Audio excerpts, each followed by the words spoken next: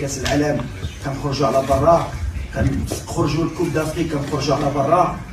وواحد حماق في حالي جا في 2022 وقال لهم ولا درتو مزيان نقدروا نديو، وبداو كيثيقوا فيها من الصغار حتى الكاس عرب.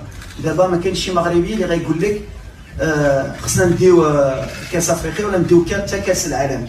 الا كنت رجعتي 50 سنه قبل ولا 4 سنين، والله باش ما نزيد شويه، كاين شي واحدين قبل مني غنقول 22 نقول شي مغربي بغيتي تدي كوب دي موند غايقول لك راك حماق مسطي.